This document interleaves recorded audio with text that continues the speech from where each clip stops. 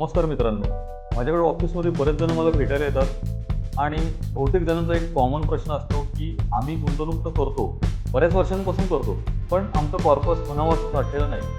चर्चेनंतर असं लक्षात येतं की ते त्यांच्या पूर्ण क्षमतेचा वापर करतच नाही, म्हणजे त्यांचं जेवढं इन्कम आहे त्या प्रमाणात ते इन्व्हेस्टमेंट्स करतच नाही. एक उदाहरण बघायचं झालं तर आपण असं बघू शकतो की राहुल नावाचा व्यक्ती जो 10,000 रुपये इन्व्हेस्टमेंट करतो, पण त्याला मंथली इन्कम 2 लाख रुपये आहे.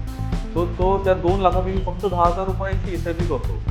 तर हेच 10,000 रुपये 30 वर्षांनी त्याचा कॉर्पस जवळजवळ 1.5 कोटी रुपये होईल. पण त्याने जर का त्याच्या क्षमतेचा पूर्ण वापर केला आणि गुंतवणूक जर का त्यांनी त्याच्या 2 लाखाच्या अमाऊंटच्या 30% म्हणजे जवळजवळ 40,000ची SIP केली आणि ही त्यांनी 20 वर्ष कंटिन्यू ठेवली, तर त्याचा कॉर्पस होतो जवळजवळ 6 कोटी रुपये. तर मित्रांनो, फरक बघा, 4.5 कोटी.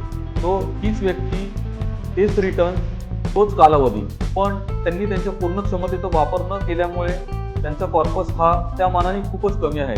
तो 4.5 कोटीचा कॉर्पस हा त्यांचा कमी आहे, कारण की त्यांनी त्यांची गुंतवणूक योग्य प्रमाणात केलेली नाही. हेच तर योग्य प्रमाणात गुंतवणूक न केल्याची मोठी किंमत आहे. मग स्वतःला आजच एक प्रश्न विचारा, आपण आपल्या कमाईच्या योग्य क्षमतेने गुंतवणूक करणार आहे का, की नंतर पश्चाताप करणार? सुरुवात मजबूत करा, भविष्य भक्कम करा.